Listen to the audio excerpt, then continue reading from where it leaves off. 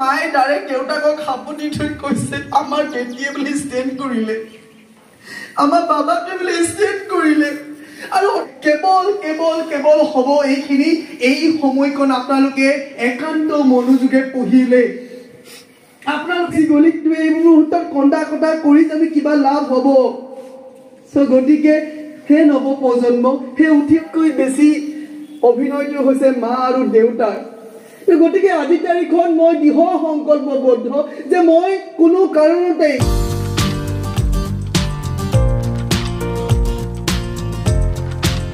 লানি নিচিগা হ'ব যে আপোনাৰ লগত সেলফি মাৰিবৰ কাৰণে। তো এয়া হ'ব কেতিয়া? এটা মাইণ্ডছেট লাগিব আমাক, এটা কনচেপ্ট লাগিব আমাক। এইখিনি যেতিয়া আপোনালোকৰ হ'ব, when you decide that I have to do something, definitely I have to do and I will do because of my parents or my teachers. So I can't do it because I'm human being. I'm a human being. I can do it. So if you think in your mind, in your heart, definitely you can achieve. So that's you have to create in yourself. Because এই জীৱন নামৰ ডায়েৰীখনৰ লেখক আপুনি হয়। আপোনাৰ ওপৰত নিৰ্ভৰ কৰিব সেই জীৱন নামৰ এই কলমদাৰ চিঞহিয়ে আপুনি কেনেকৈ লিখে। বেয়াকৈ লিখিলে বেয়া হ'ব আৰু ভালকৈ লিখিলে ডেফিনেটলি আপোনাৰ জীৱনত বহুত বেছি ভাল হ'ব। আমি অনুষ্ঠানটো শেষৰ পিনে আগবাঢ়িছোঁ। আমি please close your eyes everyone, all the students please close your eyes. সকলো ছাত্ৰ ছাত্ৰীয়ে বন্ধ কৰিব, উশাহ নিশাহত গুৰুত্ব দিব। চকুকেইটা বন্ধ কৰাৰ লগে লগে কাইণ্ডলি আপুনি আপোনাৰ মা আৰু দেউতাৰ প্ৰতিচ্ছবি মনলৈ আনক। সেইজনী মাৰ প্ৰতিচ্ছবি মনলৈ আনক যিজনী মায়ে নেকি তোমাক জন্ম দিছে, 9 মাহ 9 দিন গৰ্ভধাৰণ কৰি পেলাই জন্ম দিছে। সেইজনী মা ভৰিত ধৰি পেলাই সেৱা এটা লৈ পেলাই কপালত এটা চুমা দি পেলাই এটা সাবতি লৈ কোৱা, মা মই তোমাক বহুত বহুত ভাল পাওঁ। আজি সেইজন দেউতা যিজন দেউতাই নেকি চাকৰি হওক বা ব্যৱসায় বাণিজ্য হওক বা যি কৰ্ম কৰি আছে আপোনালোকৰ কাৰণে, সেইজন দেউতাক ভৰিত ধৰি পেলাই সাপতি লৈ এটা কওক, এটা চুমা দি কওক, দেউতা মই তোমাক বহুত বহুত বেছি ভাল পাওঁ। কাৰণ হ'ব পাৰে আপোনাৰ দেউতা অন্য দেউতাৰ নিচিনাকৈ বহুত বেছি হেণ্ডচাম নহ'ব পাৰে, বহুত বেছি স্মাৰ্ট নহ'ব পাৰে, but he is Euro father. সেইজন তোমাৰ দেউতা, সেইজন দেউতাই তোমাৰ প্ৰতিটো সপোন পূৰণ কৰিবৰ কাৰণে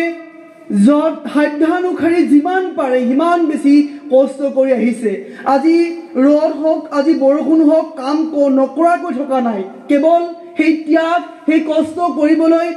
সাহস আৰু প্ৰেৰণা পাইছে কেৱল আপোনালোকৰ সপোনবোৰ পূৰণ কৰিবৰ কাৰণে। আৰু সেইজনী মা যিজনী মায়ে নেকি ৰাতিপুৱাটো আমি উঠি তাৰ আগতে আমাৰ উঠি পেলাই আমাক জগাই গৰম গৰম ভাত কেইটামান বনাই দি পঠিওৱা সেইজনী মা ভৰিত ধৰি পেলাই এবাৰ হ'লেও কওক, অ' মা মই তোমাক বহুত বহুত বেছি ভাল পাওঁ মা।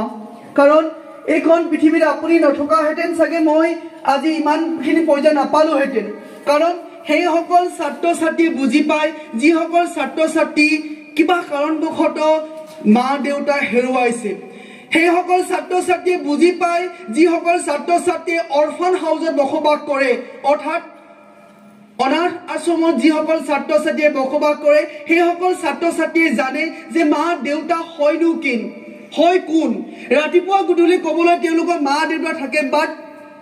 তেওঁলোকৰ আমাৰ থাকে ৰাতিপুৱা গধূলি মা দেউতা ক'বলৈ, বাট সেইসকল ছাত্ৰ ছাত্ৰী ৰাতিপুৱা গধূলি মা দেউতা বুলি ক'ব নাথাকে। বাট সেইজনী মা যিজনী মায়ে নেকি নাযাব বুলি কয় আমি যাওঁ, সেইজন দেউতাই জানে যে বেয়া হ'ব তাত গ'লে, নাযাব বুলি ক'লে আমি যাওঁ। কেতিয়াবা সেইজন দেউতাকে আমি কি কৰোঁ, কথাই কথাই প্ৰতি গেগেৰিং দিওঁ, আমি তৰ্ক বিতৰ্ক কৰোঁ। আৰু তাৰ সেইখিনি কৰাৰ পিছত সেইজন দেউতাই বা সেইগৰাকী মায়ে কিমান অন্তৰত দুখ পায় আপোনালোকে বা আমি কেতিয়াবা অনুভৱ কৰিব পাৰিছোনে? যদি এনেকুৱা আপোনালোকে কেতিয়াবা অতীতত কৰি আহিছে, সেইজনী মাক সেইজন দেউতাক ভৰিত ধৰি পেলাই কওক, অ' দেউতা পাৰিলে মোক মাফ কৰি দিবি প্লিজ, মা যদি পাৰে মোক মাফ কৰি দিব। মই আপোনাক বহু ক্ষেত্ৰত বহু পৰিস্থিতিত মই আপোনাক কথাই কথাই প্ৰতি গেগেৰিং দিছিলোঁ, মই আপোনাৰ কথা শুনা নাছিলোঁ, কাইণ্ডলি প্লিজ মা মোক মাফ কৰি দিব। কাৰণ মই বুজি উঠিছোঁ যে সঁচাকৈ এইখন পৃথিৱীত এজনী মা হ'বলৈ বা এজন দেউতা হ'বলৈ কিমান কষ্টকৰ হয়। পৃথিৱীখনৰ আটাইতকৈ বেছি অভিনয়টো হৈছে মা আৰু দেউতাৰ। গতিকে আজি তাৰিখত মই দৃঢ় সংকল্পবদ্ধ যে মই কোনো কাৰণতেই মই আপোনালোকৰ জীৱনত কেতিয়াও মোৰ কৰ্মৰ দ্বাৰা মই বেয়া প্ৰভাৱ বেয়া বদনাম কৰিব নিদিওঁ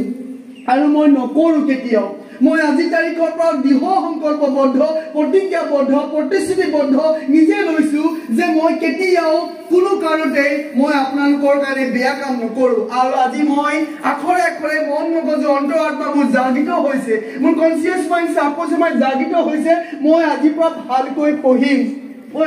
ভালকৈ পঢ়িম মা মই আহিবলগীয়া মেট্ৰিক পৰীক্ষাৰ এনে এটা ৰিজাল্ট কৰিম যাৰ ফলত নেকি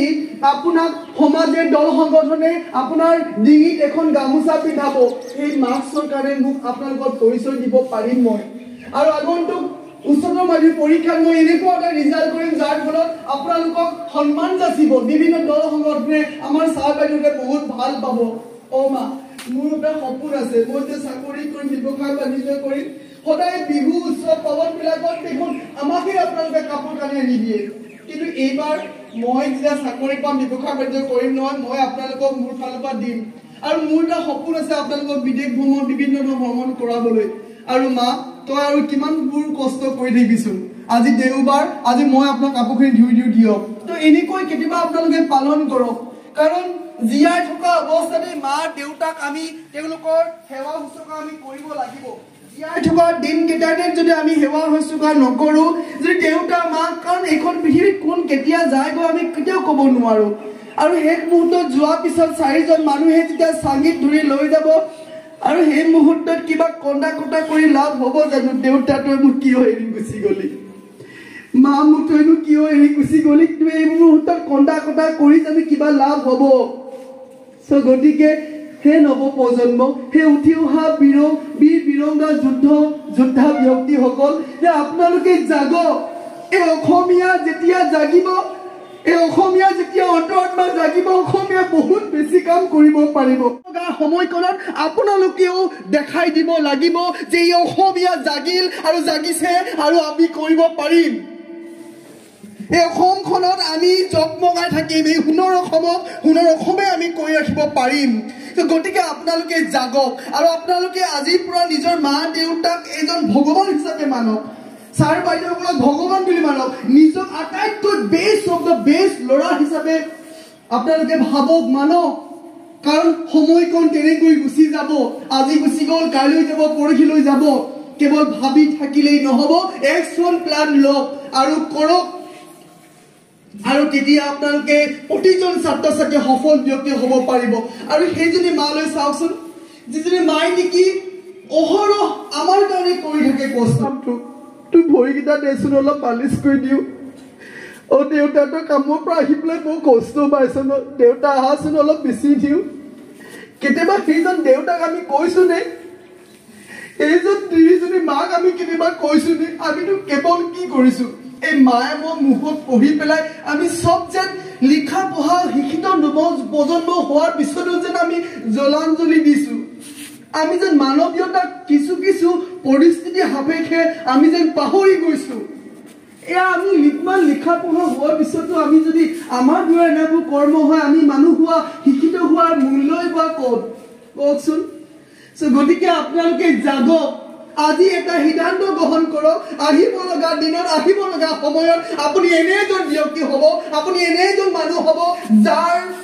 আদৰ্শত অনুপ্ৰাণিত হৈ হাজাৰজন অসমীয়া আগবাঢ়ি আহিব লগা আগন্তুক পৰীক্ষাত আপুনি best of the best result পালোঁ বুলি গ্ৰহণ কৰক আপুনি চাৰ্টিফিকেট পালোঁ বুলি ভাবক নিজৰ নামটো চাওক আটাইতকৈ ওপৰত আছে আপুনি এৱাৰ্ড পাইছে প্ৰতিটো বিষয় ছাবজেক্টত চাওকচোন আপুনি 90+ নম্বৰ পাবলৈ সক্ষম হৈছে ৰিয়েলি আপুনি বহুত সুখী আৰু এই প্ৰশ্ন এই যেতিয়া ৰিজাল্টটো খবৰ যেতিয়া মায়ে পাইছে মাইটো ৰান্ধনীশালত ৰান্ধি আছে দেউতাক ক'ৰবাত চাগে ডিউটি বা বাৰীৰ পাছফালৰ বাৰীৰ পৰা ক'ৰবাত কাম কৰি আছে ছাৰে ফোন কৰিছে যে কৰিম আৰু মায়ে ৰিচিভ কৰাৰ পিছতে মাক শুনিছে মায়ে দেউতাক মাতিছে হেৰি শুনাচোন বোলে আমাৰ ল'ৰাটোৱে আমাৰ বাবাটোৱে আমাৰ মইনাই বোলে কি হ'ল বোলে সাপ চাপ ওলাইছে ভিতৰতে দেউতাক দৌৰি আহিছে আৰু কৈছে মায়ে ডাইৰেক্ট দেউতাকক সাপতি থৈ কৈছে আমাৰ বেটীয়ে বোলে ষ্টেণ্ড কৰিলে আমাৰ বাবাটোৱে বোলে ষ্টেণ্ড কৰিলে আৰু অন্তদিনে কষ্ট কৰি অহা এই কষ্টবোৰ যে চকুৰ পানী মেহনতবোৰ যে মায়ে যে চাদৰ আঁচলত বান্ধি ৰাখিছিল সেইখিনি যেন মণি মুকুতালৈ ৰূপান্তৰিত হৈ গ'ল আৰু এই মুহূৰ্তখন চাওকচোন কিমান বেছি ভাল লাগিব হাজাৰজন মানুহ আপোনাৰ ঘৰত যাব য'ত নেকি থ'বলৈ ভৰিখন থ'বলৈ জেগা আকৌ নহ'ব কেৱল কেৱল কেৱল হ'ব এইখিনি এই সময়কণ আপোনালোকে একান্ত মনোযোগে পঢ়িলে আপোনালোকে কয় কনচেন্ট্ৰেট নহয় মই পঢ়োঁতে বিভিন্ন মন আহে তেতিয়াহ'লে কওকচোন যে আপুনি এতিয়া গেম খেলে বা চিনেমা চাই মোবাইল চাই কিবা কনচেন্ট্ৰেট প্ৰয়োজন হয় নেকি যদিহে আপোনাৰ মোবাইল চাওঁতে গেম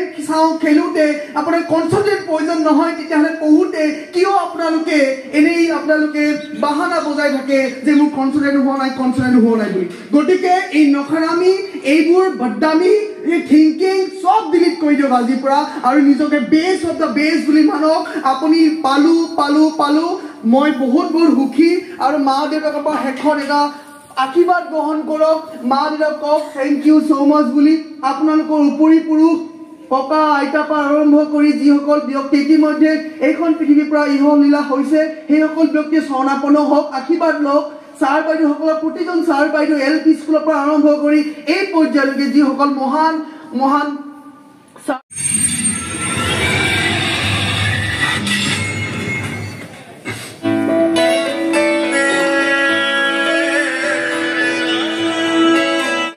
সামৰি মাৰিছোঁ বহুত ধন্যবাদ জয় আই অসম থেংক ইউ